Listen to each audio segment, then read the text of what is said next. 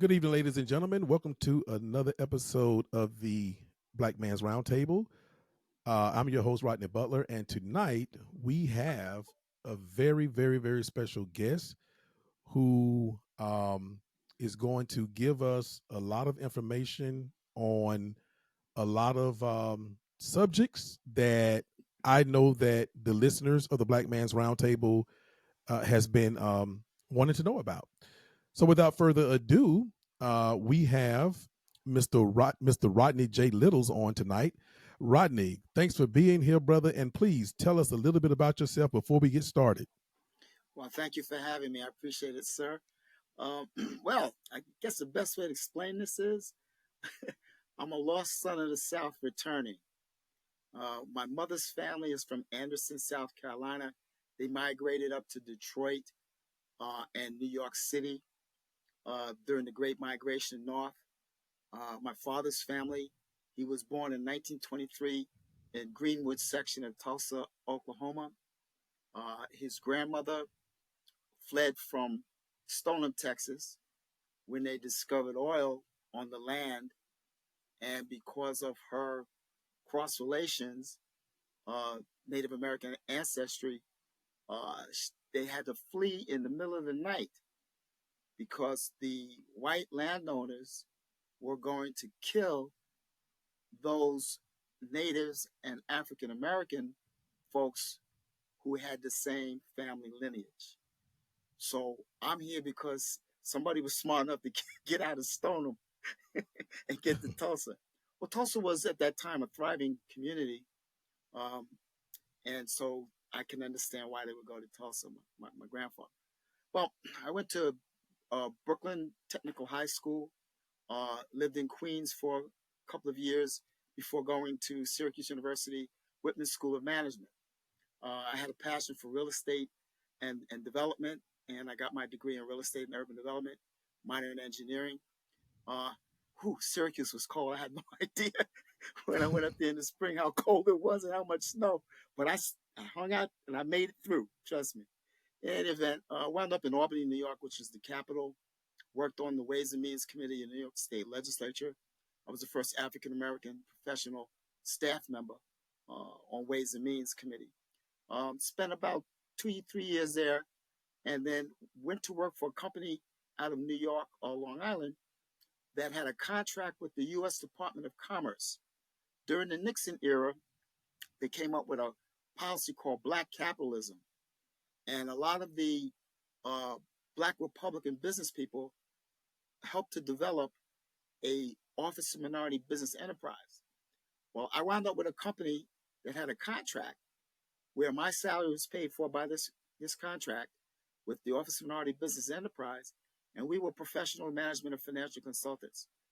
Put a lot of folks in business, helped them get out of business when they needed to without losing their shirt, acquire real estate and equipment, bank loans, and that sort of thing so they could grow their business, develop their business plan. What a great experience. I got a chance to dig into, some of my background in history, family-wise, were all business people for the most part, small business people. So it was a great experience. Anyway, the long story short, I came to Georgia in 2008 during the first Obama campaign. I met a gentleman named Roger Bruce, who was a state representative, originally from Harlem, graduate of Morehouse. And my son graduated from Morehouse, my daughter from Clark, Atlanta. So my money and my children were down here before I got here. But during that time, I had the opportunity to work with a company, that Black development company, that South Point Partners, that had assembled all of the land around Camp Creek Marketplace and promoted it to developers, which is now the Camp Creek Marketplace. It's unbelievable. Had a great opportunity. Tennyson Williams was his name. So I've been here since then, working in the vineyard, doing real estate. I'm a commercial real estate broker and management financial consulting with small to mid-sized companies. Great. Um,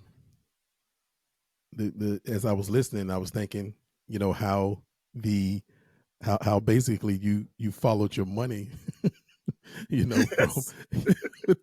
Yes. And I actually, I'm not going to, because tonight is about not about me, but I actually kind of have a similar story, in that, with my oldest daughter. But yeah, so but look, hey man, we're glad to have you here in Thank you, sir. Atlanta.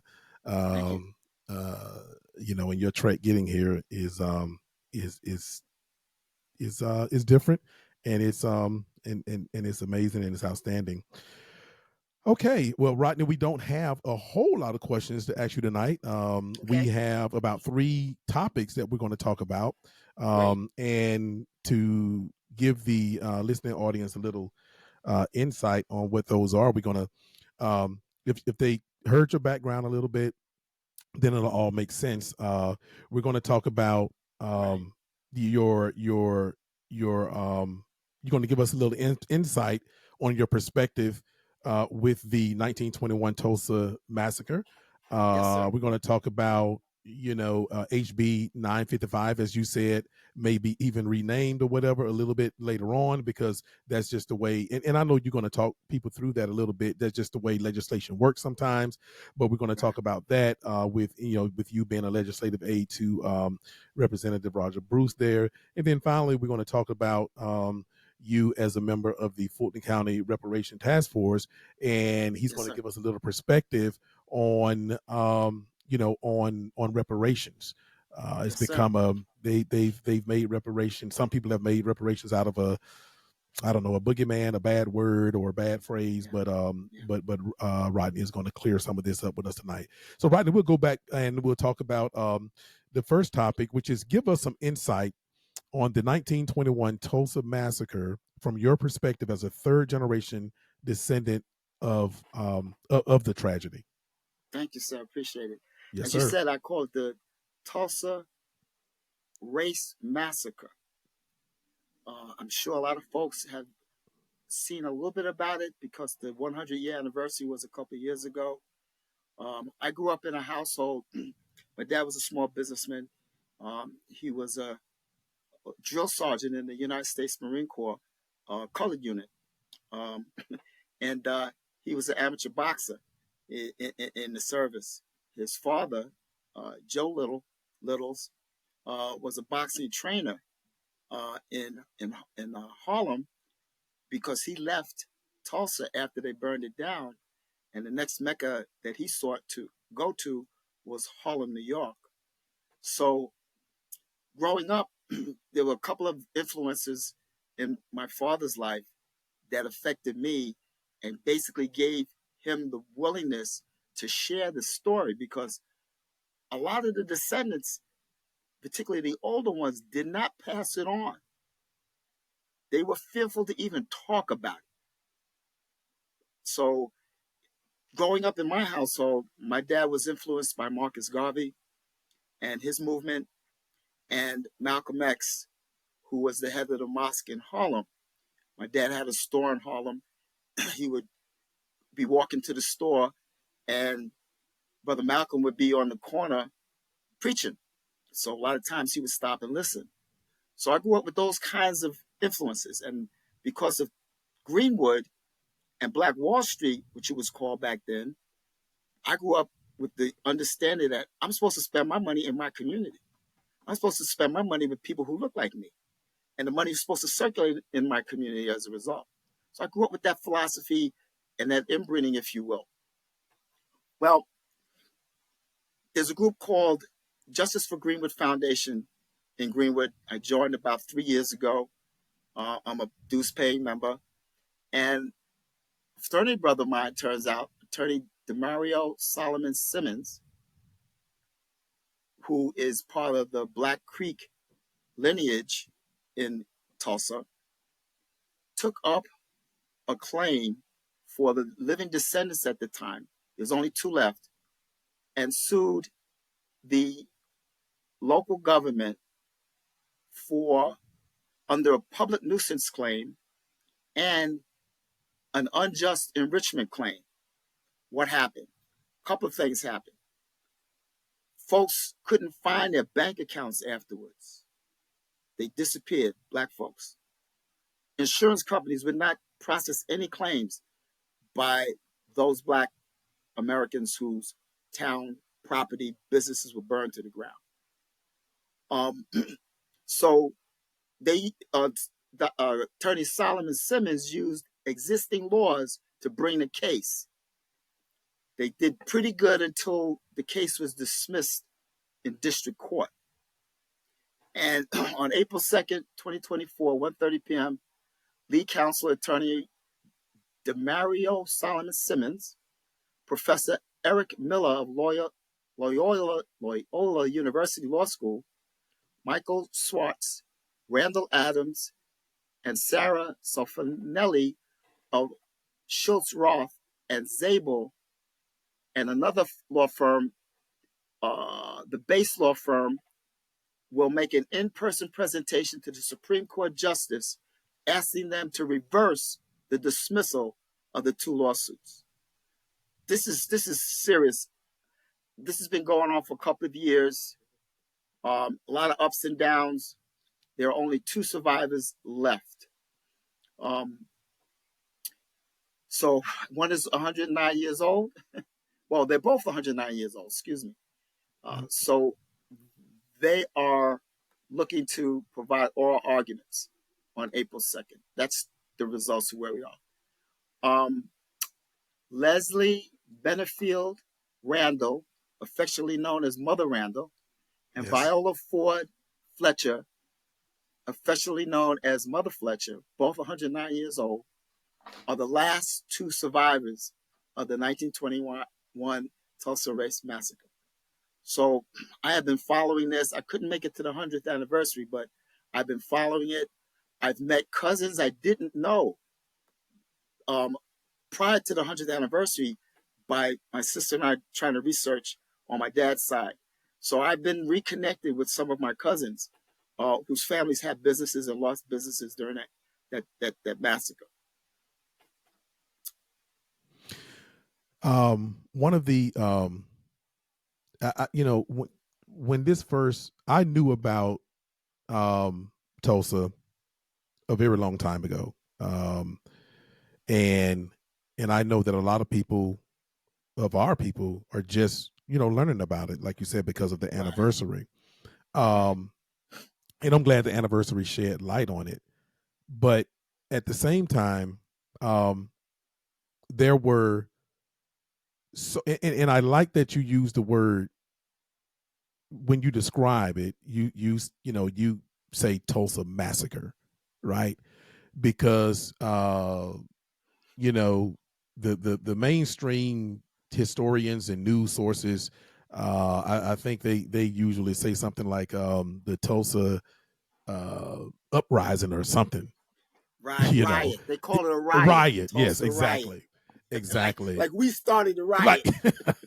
and I think a riot insinuates that there are, that something, usually when I think about a riot, something happened in order for people to get upset and come out and do things, and there's energy on both sides about that, right? So yes. Right. And so but these black people in Tulsa, Oklahoma wasn't doing anything more than just living their best lives. And I do mean best lives. Doctors, lawyers, yes. airport. Yes, they have private planes. Private planes. Private planes. So I guess not airports, but yeah. Go ahead, Rodney. Oil was found in this region. Yes. Okay. And we're talking about Black Creek Native Americans' land. So it was a couple of black folks who bought up the land for 40 blocks. And they built this entire community. They called it Black Wall Street. It was co-founded by Black Creeks. It became one of the most prosperous, organized, and successful black communities in the United States history, and a place for black people to escape the political, economic, and social oppression of Southern lawmakers post-Civil War. Ergo, my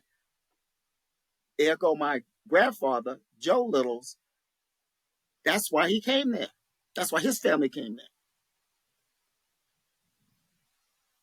Right. But a dollar turned over 1,000 times, Rodney, before it left the community.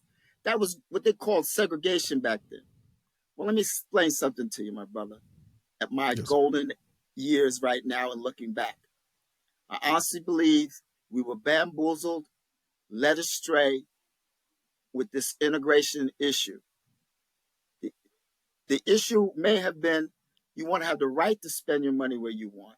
You have the right to want to live where you can buy. But that's not what happened. They integrated our dollars into the white business community. We lost our political base. We lost our economic base. I mean, right now, a dollar turns over less than one time in the black community, less than once. In a town like Greenwood, Rosewood, 1,000 times before it left the community, 1,000 times. So that's part of the economics, my Syracuse University teaching that I learned through talking with my father and learning about what was happening back in Black Wall Street before he was born. Yes, and there were so many, quote unquote Black Wall Streets, Yes, sir. like you You're kind of not the alluded only to. one. It's not the only one. It's Nope. not just Rosewood. I know people remember the movie and all that. Yes, but there are many But others. yes, but Many. even here in Atlanta, Correct. what is it? God, gee, it'll come to me in a second.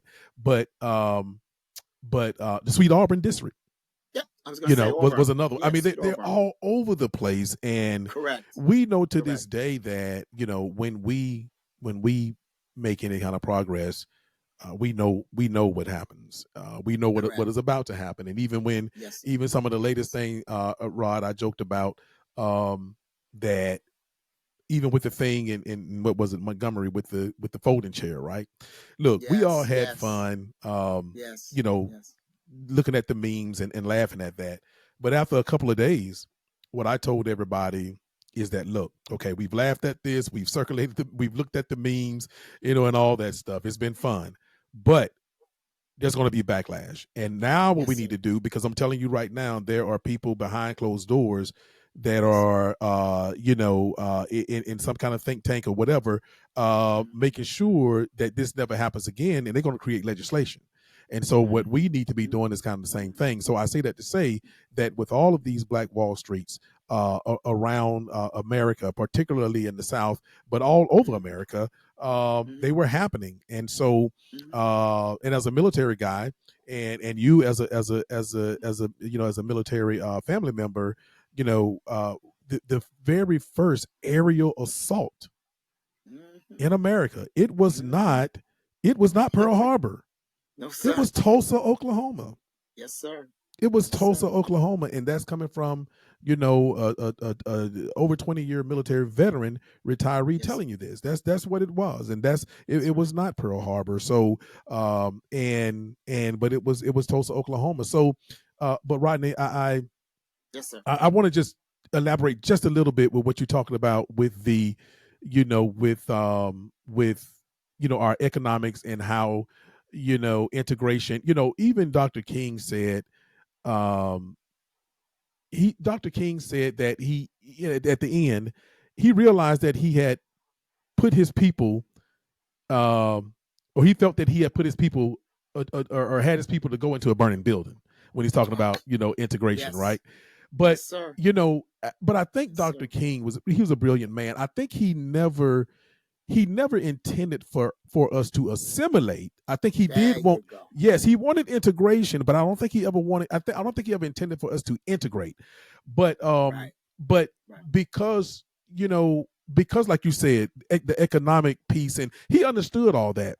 But I think that he didn't understand that by integrating all of these, all when we look at the Chinese, when we look at the Italians, when we look at the Koreans, when we look at so many other cultures that come to America, all of the people, even Mexicans, right? They all integrate, but they don't assimilate. And I tell people, I say, well, they say, well, why? Well, why don't they assimilate? Um, you know, and I said, I think Dr. King didn't understand when he wanted our people to integrate. I think he did not quite understand that all these other people can integrate without assimilating because they know where they come from. If you don't really know where you come from, it's much easier. If you don't have a background, if everything been stolen from you, your language, your culture, and so forth, trying to integrate, you will you are much more likely to end up assimilating because of the lack of Right. identity. And if you Right. could just close that out a little bit with us before we move on, I would really love to hear what your thought process is on that, Rodney. Agreed. I think the concept, just like anything else, the crime bill that was signed that they beaten Joe Biden over the head with and Bill Clinton over the head with, there were black folks from the community pressing Congress and the White House to do something about the crime from drugs being in their community. At that time, it was heroin coming back from the Vietnam War. I don't think the intent was for us to spend 98% of our money across town. I don't think that was the intent at all. Not at all. But when you have a system that makes it difficult for you as a black person to get a business loan, when it makes it difficult for you as a black person to get the resources you need to make the prices you need to make to be successful in your business because of the oppression of the society and the systems that we have in place to keep you out, that's, I think, was never intended in terms of what we talked about back then as equal rights and integration. I don't believe that was the intent at all. I think, again, as anything else that's intended for our benefit, it seems like the majority finds ways to take advantage of it. I'll give you a specific example. Yes, sir. I was involved in the development of the minority business program in the state of New York under then Governor Hugh Carey. I served on his Minority Business Advisory Board. And the purpose of that Minority Business Advisory Board was to create a program to get more contracts and business opportunities into black business owners' hands to begin to turn the tide of inequality economically. What has happened? It has developed over the years to a program where everyone and their mother but us are benefiting from a program that we started. If you look at the disparity studies, Georgia Department of Transportation, federal money for highway work, the largest so-called disadvantaged group that gets more than what they should get in terms of their percentage in the marketplace are white women. How do white women become minority? The money's just circling back into the majority community. Where are black-owned businesses in Georgia DOT purchasing? Way below their capacity and the goals that they set.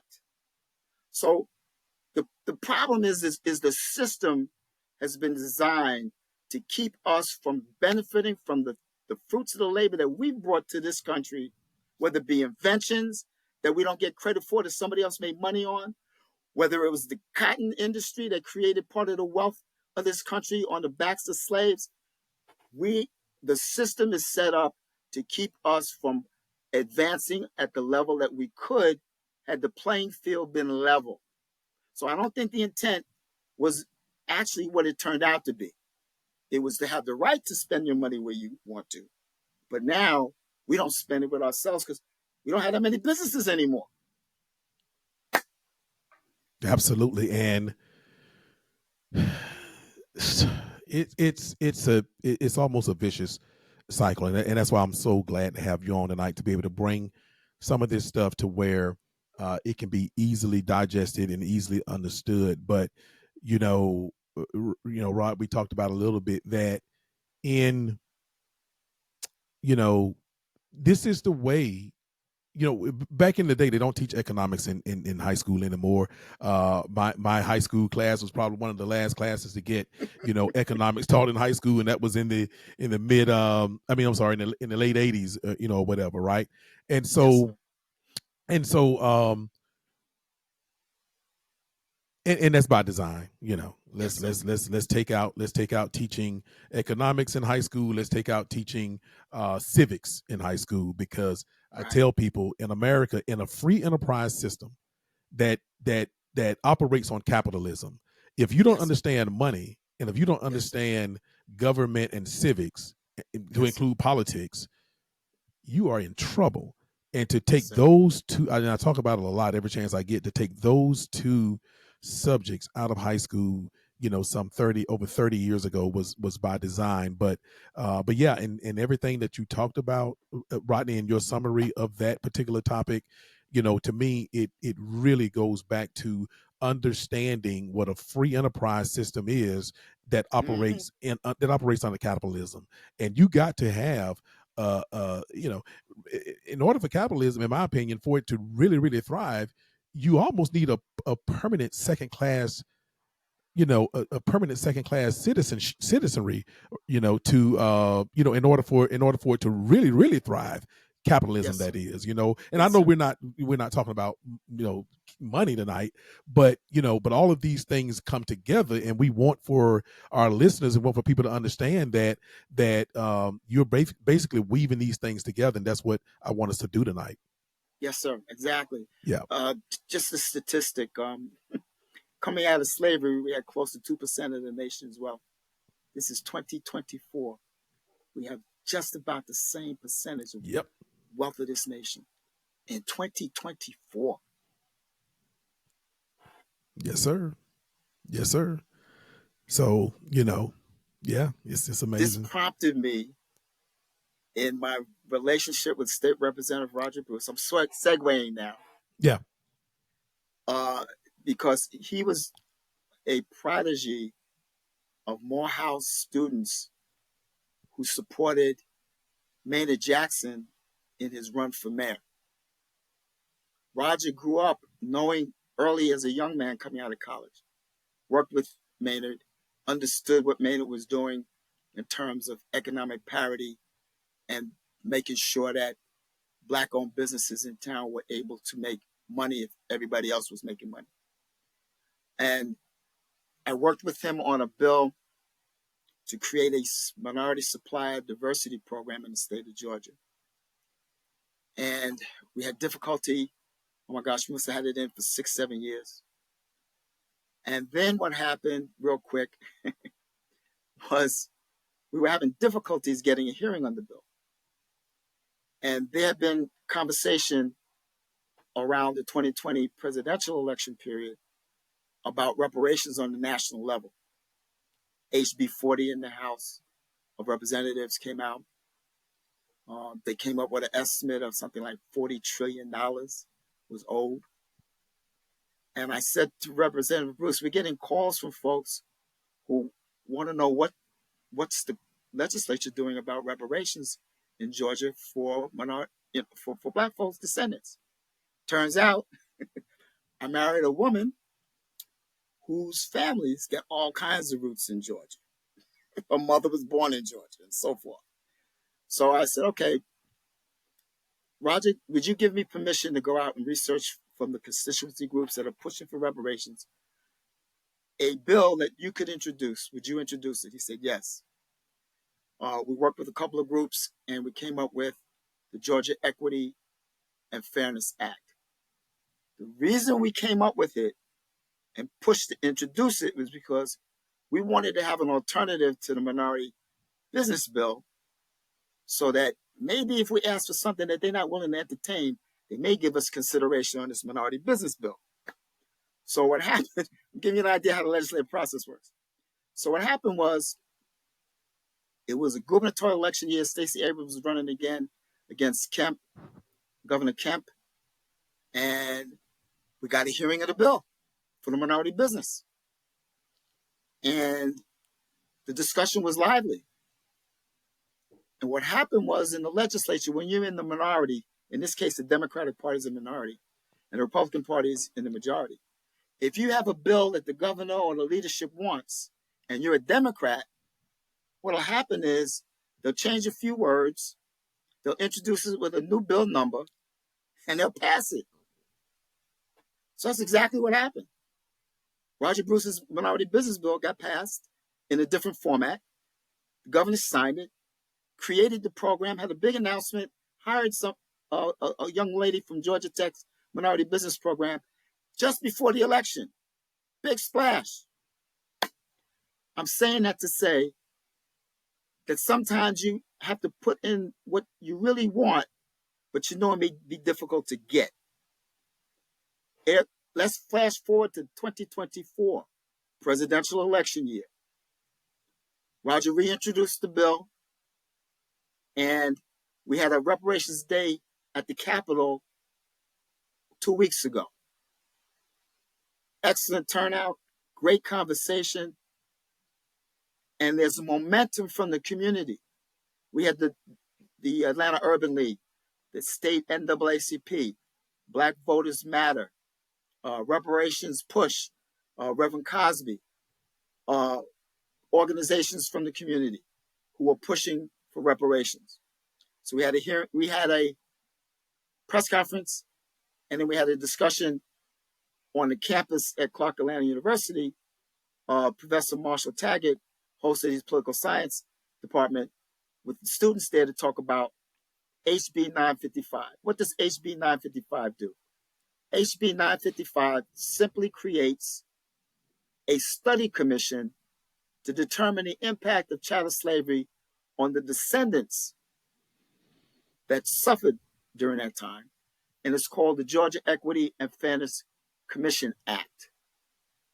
The prime sponsors on the bill.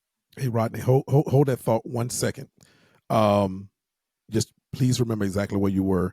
Yes, sir. I just want to quickly explain. You use a word that is, that is kind of new to a lot of people and a lot of the listening audience. And what I try to do, I try to moderate that to let people know so they won't get too lost because good. Absolutely, because man, I get people on here, they get in the weeds, man.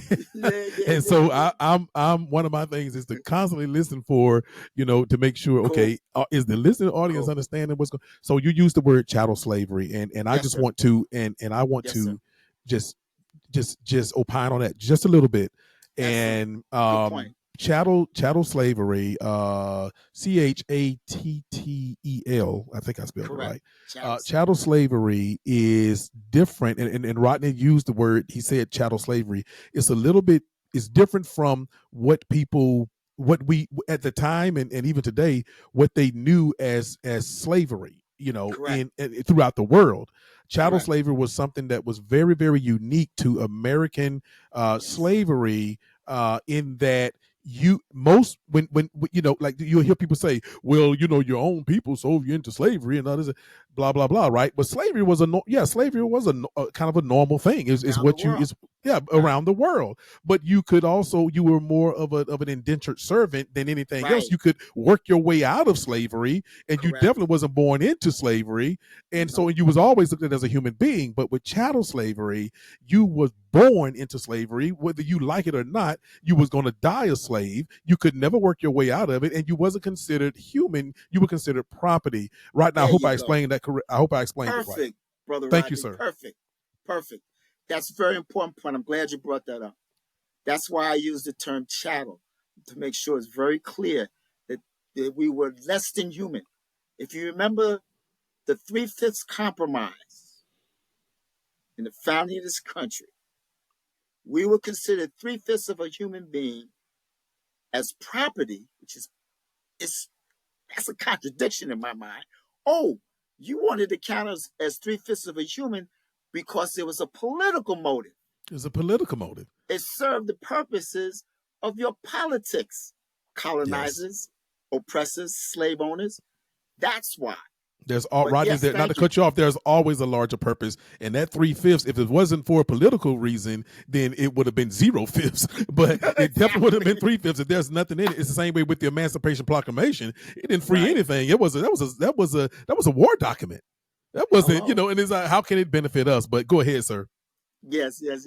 Let me close up on the bill because I know the clock is moving fast. So State Representative Roger Bruce is the prime sponsor. Billy Mitchell of DeKalb County is the second sponsor. Deborah Bazemore of South Fulton is the third sponsor. Carl Gilliard from Savannah is the chairman of the Georgia Legislative Black Caucus. Al Williams from the Savannah area, I believe. Al marched with Dr. King, brilliant brother, man, soldier. And Derek Jackson, a younger fella, military retired, very sharp young man. Those are the prime sponsors. It's in the House Committee on State Planning and Community Affairs, and it hasn't been sent to the Senate yet. So let me just give you a little bit of background real quick so we have a perspective on. Yes, sir. You're doing great on time. We're 31 in. You're doing great. Okay, thank you, sir. In 1860, over $3 billion was the value assigned to the physical bodies of enslaved Black Americans, which was used as free labor and production. Rodney, repeat that one more time, sir. Thank you. Okay. In 1860, over $3 billion was the value assigned to the physical bodies of enslaved Black Americans. Now that's 1860. So now we're talking, people, you may be talking about $3 trillion in today's numbers. You feel me? Yes, sir. So I think it's important that folks understand that. That's from the Brookings Institute. I like to give references of where I get my material so nobody gets misunderstood. It's from the Brookings Institute research project, Why We Need Reparations for Black Americans. I recommend it for everyone. It's excellent. It breaks it all down. We don't have enough time to get into all of it, but I wanted to give you the perspective of how we were a commodity and the value we had as a commodity. In 1861, the value placed on cotton produced by enslaved Blacks was $250 million. $250 million. That's like 25 billion today. Okay? So I think we need the audience and the public needs to understand that. I'm not going to get into Jim Crow practices and redlining and discrimination, public policies, criminal justice and education after slavery, but we know what that's all about. But I want to give you some other stats before I get into the Fulton County piece real quick. I think this is very, very important. This is a speech I gave to the caucus on Reparations Day at the Capitol. History is critical. If you do not know it, we are doomed to relive it. As a result of the voided promise to receive 40 acres and a mule after the emancipation to the 4 million former African-American slaves as an ethnic group in this country, we have 6 million less jobs held by African-Americans. We have 1.4 million less African-American owned businesses, 1.4 million. We have $1 trillion less revenue into African-owned businesses, African-American owned businesses, 1 trillion less revenue. As an ethnic group, we have $8 trillion less wealth than we should have had if the 40 acres and a mule promise been kept by the president who succeeded Abraham Lincoln. When I researched that, I was numb. What did America do? What they did was they cut their nose off to spite their face after 200 years of free labor. America cut his nose off to spite his face. Could you imagine how powerful economically this country would be right now? Had this money been passed down and built into the fabric of American citizens who happen to be descendants of chattel slavery? Come on. Could you imagine the African country of Liberia, which was founded by freed slaves, should be the shining jewel of the entire continent of Africa had this occurred? Because that's where some of our ancestors went to build a new home, and we didn't lose contact with them. Could you imagine? America shot himself in the foot by doing this to us on the basis of racism, discrimination, and they still thought of us as 3/5 of a human being after slavery. Absolutely. Well, let's hey man. I'm sorry. No. Soapbox, bro. Hey, what I said tonight, I said, hey, it is you, man. I'm simply coming in here to moderate because of what you bring to the table. Is you, man. Hey, absolutely. So, but we're going to move into the last topic that we're going to talk about. And I know this one is probably going to take you, 15, 20 minutes. So I know you was trying to, meet the timeline that we talked about. Yes, sir. So Yes, but sir. but look, if don't worry about it. Do your flow. I'll Ah, moderate. You do your all right, flow. bro. Don't look at Appreciate you, no. man. Don't look at your computer. Don't look at time. Let me do Okay, all bro. that. Let me embrace. Let me learn tonight, man. Thank you, Let me man. let me learn. You don't worry about all the other stuff. I'll do that. So Oh, man. so Thank for you, this my last brother. top, oh, absolutely. If you think this is your last time, the guy got a great name anyway, so his name Rodney. But if you Exactly. think this is your last time seeing him, you're wrong on the Black Man's Roundtable, and not just via remote interview, but as well Okay. as in person with some of the things we do. But Yes, this sir. last topic, to let the audience know, as a member of the Fulton County Reparation Task Force, Yes, give sir. us your perspective on reparations for our community. Oh, great, great, great, great. Okay, so let me give you a quick background. Go ahead. Um, Now, 3 years ago, uh, Fulton County Commissioner Marvin Arrington Jr., with support from a gentleman called Marcus Coleman, who is an advocate, strong brother, fights for justice for our people, young fella, it relates to my age, of course, um, pushed for the creation of the Reparations Task Force in Fulton County. It got passed by the county commission. Um, they did an annual report. If people would Google reparations, Fulton County Reparations Task Force, it's on the Fulton County website. You will see the 2023 annual report. And I'm going to get into a little bit of that in a second. But Okay. I was appointed to the task force last year to fill a vacancy by Commission District 6 Commissioner Khadijah Abdul Rahman from the Mighty Six Commission District. She appointed me to a vacancy that she had. Each of the 7 commissioners get 2 appointments to the task force, and that's who I was appointed by. The Reparations Task Force serves as an advisory board to the Board of Commissioners to investigate and provide recommendations to the Board of Commissioners regarding priorities, objectives, and policies which will support the revitalization, preservation, and stabilization of Black African American populations in Fulton County in the form of reparations. Um, I've just been appointed for my full term, 2 years.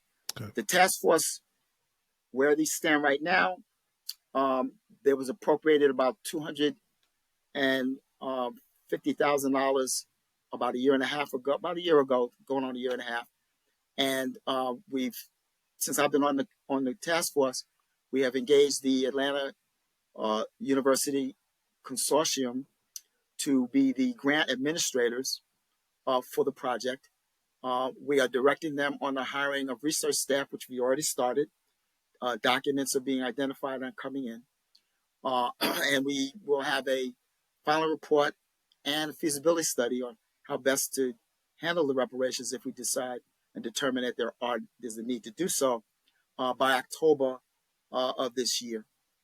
So I'm I'm elated being appointed by the person I was appointed by. I have tremendous respect for Commissioner Rahman and Commissioner Arrington for making this happen. Um, the focus of the research will be only on those areas that fall under the purview of Fulton County. That would be registrations and elections, arts and libraries, tax assessor's office, public health services, courts, and the Fulton County Jail. This is not a national task force. It's not a state task force. It's only focusing on Fulton County. And according to uh, our chairperson, Karshik Sims Alvarado, who is a professor at Morehouse, PhD, brilliant, brilliant sister, um, she has identified, based upon the preliminary work that was done, that the best way to get to the issue of reparations is to do it county by county. That's the best way to get to it because of the services and the tax revenues that were generated off of slaves for these levels of government. The research um, for the preliminary annual report covered the following historical periods: slavery in Georgia from 1751 to 1865, slavery in DeKalb County from 1822 to 1853, slavery in Fulton County from 1853 to 1865, the Reconstruction period from 1865 to 1877. The post-Reconstruction period was from 1877 to 1896. The Jim Crow era was from 1896 to 1970, although there is a 2.0 has risen its head. Urban renewal from 1930 to 1980. Those are the periods that we're looking at in terms of research. The researchers explored the number of enslaved persons in Georgia and Fulton County, the history of eminent domain and poor sanitation claims against Black Americans that led to the forced migration and displacement throughout Fulton County off of their land. Lost records relevant to the victims of the 1906 race riot. You hear? The race riot. Okay? This is what you were talking about, the 1906. Mm-hmm. Origin of convict labor and labor camps in Fulton County. Profiteers of convict labor and their contractual relationships with Fulton County. Evidence of numerous labor camps and convict goods and services provided by county inmates forced to perform hard labor throughout Fulton County. And lastly, 100-plus year history of biracial advocacy against convict labor and hardships. That's what we looked at the first period of the task force. And again, there's an annual report which goes into more detail of the findings. If you would go to the Fulton County Reparations Task Force site and scroll down to the annual report. Wow. So no longer should, our listeners and people who get an opportunity to watch this, which will be a recorded version, just think that there is not a methodology to this. Okay. Yes. There's a lot of thought process put into it. But I couldn't help but kind of giggle or chuckle when you said the 2.0 for the Jim Crow. Yes. For the Jim Crow. And I think now I hear the 2.0 version of Jim Crow referred to as instead of Jim Crow is James Crow Esquire. Right. Well, this popped up after the 2008 presidential election. Mm-hmm. Okay. Yeah. We made progress and then they swing back. And this has been going on since the 2008 presidential election. And Barack Obama. Should I remind everybody about the Tea Party? Yeah, bro. Well, that's who the MAGA crew is. Oh, don't get me involved in that. Let's stick to the game. Don't get me involved in that. But here's a couple of reasons why I support HB 955. Yes, sir. And the task force work. The Truth and Reconciliation process seeks to heal relations between opposing sides by uncovering all pertinent facts, distinguishing truth from lies, allowing for acknowledgement, appropriate public mourning, forgiveness, and healing. Reconciliation requires political will, joint leadership, trust building, accountability, and transparency, as well as a substantial investment of resources for repairing the damage. Lastly, the United Nations Committee is calling on the U.S. to begin the process of attempting to give reparations to descendants of enslaved people as part of a larger need to provide redress for legacies of the past.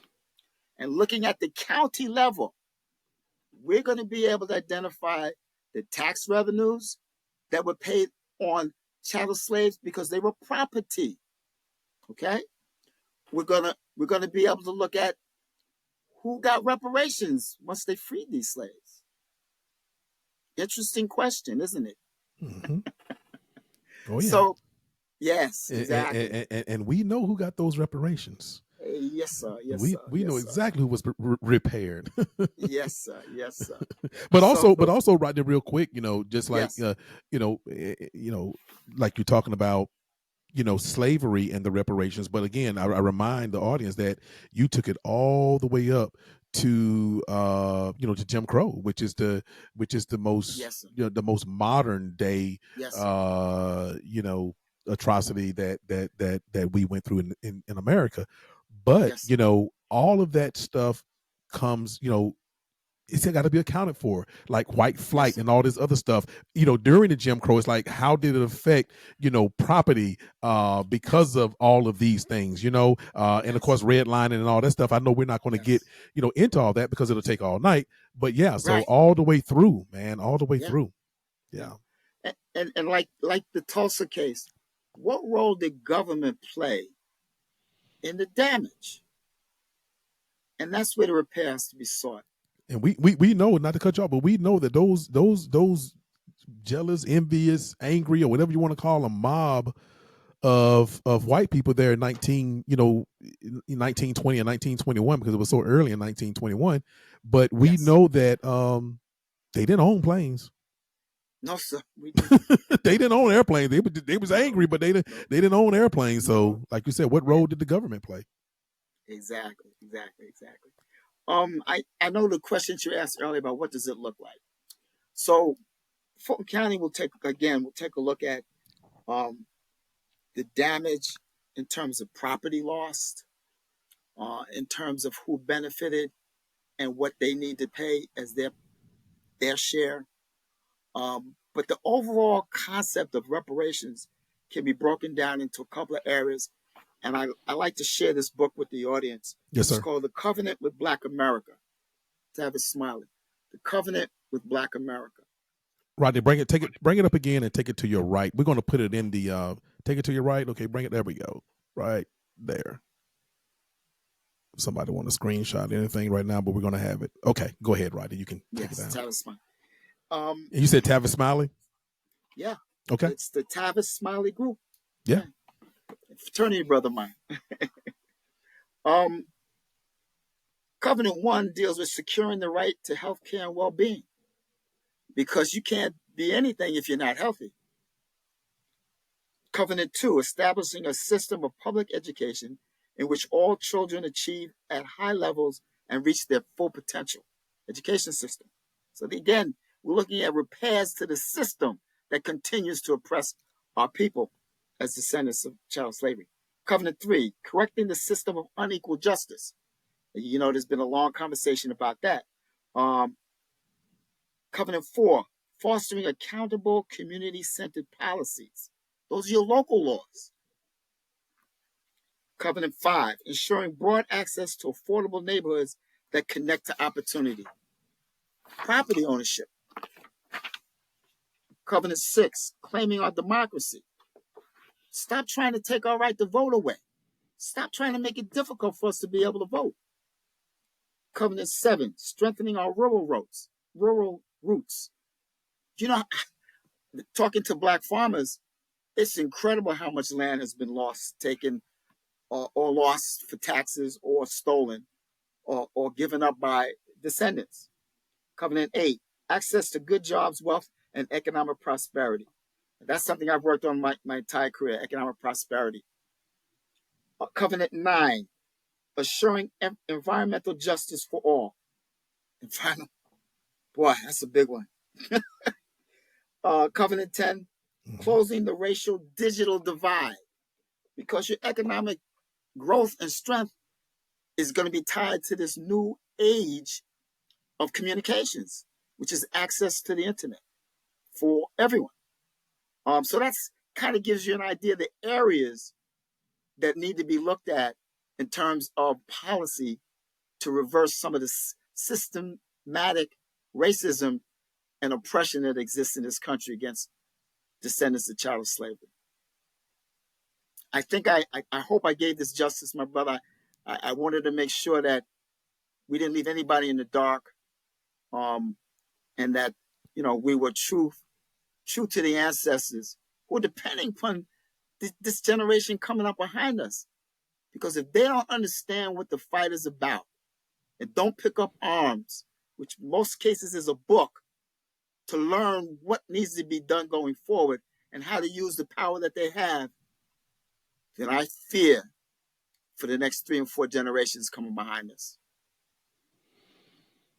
Yeah, you definitely enlighten the audience, and I would tell you that this is your first appearance on our Yes, sir. community leaders series, Yes, sir.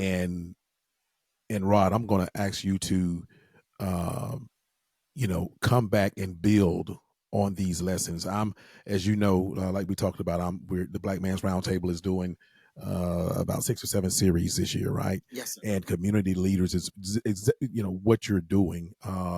Um, you know, it's going to be probably one of our most engaging series, because there's going to be lessons built on each other, with each series.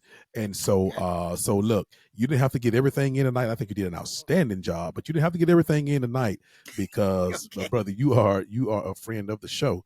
And so Thank you, sir. we talked about it, and I'm dead serious about it, because look, it ain't every day you get someone who has an extensive background, in in the Tulsa massacre, who is know what's going on, the ins and outs that's going on at our state house. And like they say, all politics is local, and what goes on up under that gold dome is a whole lot more important in what's going on in Washington D.C. That's And right. people really need to understand that. And I think that, through some of the civic lessons that you will talk about, and some of the things that you are expert on, will help people understand that during this series. So Okay. and then of course, being on that reparations task force. When you say reparations, even though I think most Americans, to include most African Americans, or those people who are descendants of chattel slavery, and their ears go up, but they don't quite get it. And I think you did an outstanding Right. job of helping to break that down. So but anyway, we definitely appreciate all of your we talked a lot about equity and equality, because that's what all Yes, sir. this was about tonight. Yes, sir. Yes, sir. And before I let you give you that opportunity to summarize, to just really speak to this listening audience, um, is I just want to say, when it comes to equity and equality, I'm words matter. I'm one of those people that really, really believe that words matter. And Yes. people say, well, equality. I'll tell somebody in a minute, Rod, you can keep your equality. Thank you. Okay. I want equity. Equity can be measured. Equality is something based on what you think it is. Is yeah, Right. well, Right. it gave them equality. Right. They got the same books we got, but yeah, but the books are, Right. whatever, right? But I want for us to focus on equity. Equity, Yes, sir. equity, Yes, equity, sir. equity, equity, because Exactly, it brother. can be measured. And when we talk Yes, sir. about, reparations, and some of the other things you talked about tonight, you know, I think that those kind of words will be brought up a lot. Well, equal is equal, but people like Rodney Littles will be able to come back and say, but was it, but was it Equitable. equity? Was it equitable? There you go. Was it There you go. equitable? And we Amen. can measure, we can use mathematics and other kind of Yes, things to sir. measure that. So I just wanted to say that piece before I allow you Okay. to summarize, right, and let the listener, let the audience know what, just summarize what you said tonight, and things that you really want to say to people about the things that very well that is happening in the state of Georgia and around the country, and just summarize it, brother. Wow. Well, you give me a lot to put into one. Yeah, it's a lot, but I'll, just yeah. I'll put it this way. I'll put Mm-hmm. it this way. I cannot trace my lineage to go back to where I'm from. Okay? I can't do that. A lot of ethnic groups can do that. I can't do that. This is my home. I have nowhere to go back to. So I want to make this the best place for me to be, for my descendants to be, for my family and friends to be. I don't think that reparations is an attempt to take something from anybody. I don't think that the threat and fear that the growing white minority is experiencing by these fear tactics by certain politicians is warranted. I don't believe that if we were in power, we would treat them like they treat us. No. I think we have more fairness in our souls than they do. Otherwise, there'd have been a lot more bloodshed in this country over the last 50 years. So I don't think they need to fear the fact that if black folks in America had been given the rights that they would deserve as citizens of this country, particularly all the wars that we fought in, that they should be fearful that we might someday or possibly be part of a group of folks who would be the majority in this country. We're not going to do you the same way you've done us. It's not going to happen that way. I think there needs to be truth, reconciliation, and repair in this country, because until that happens, we will never be the greatest country on the earth that we should be. And that's exactly what I was talking about when I said summarize it, brother. Summarize it. You did it. Okay. And look, you know, it brings me back when Nelson Mandela told F.W. de Klerk, we will not do you the way you did us. Don't worry about it. Right. We're not built that way.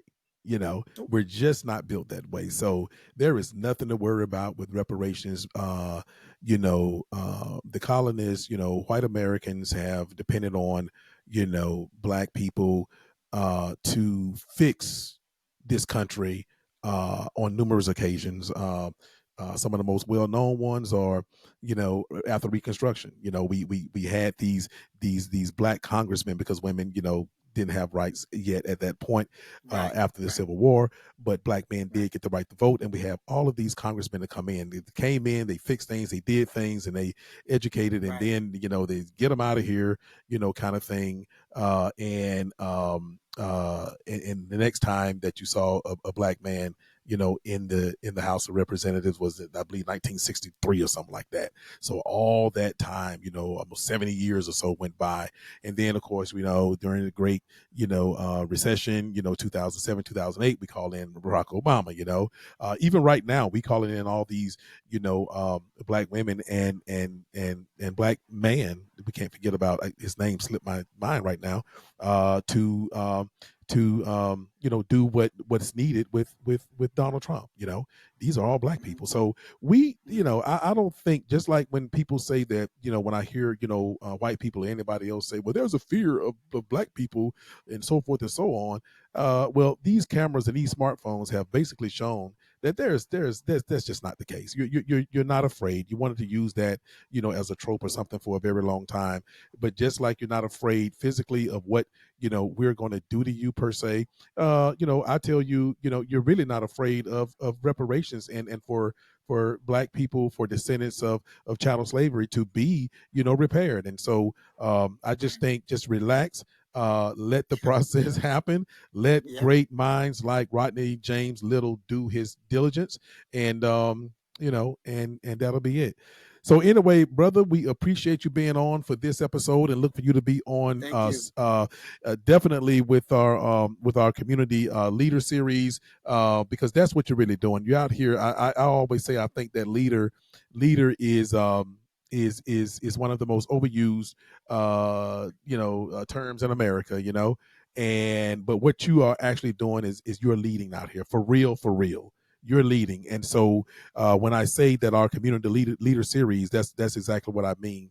So with that being said, Rodney, I want to thank you once again, brother.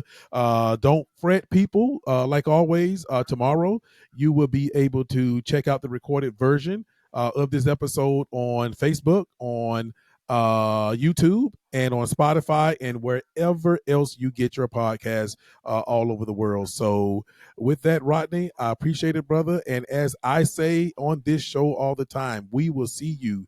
Until next time, we will see you out in them suites and them streets. Appreciate you, Rodney. Thanks a lot, brother. Oh, my pleasure.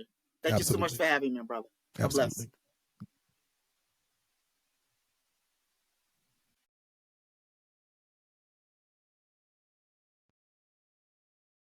Don't forget to check us out on Spotify or wherever you get your podcasts.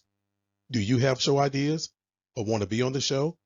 shoot us an email at blackmansroundtable@gmail.com. And please follow us on Facebook.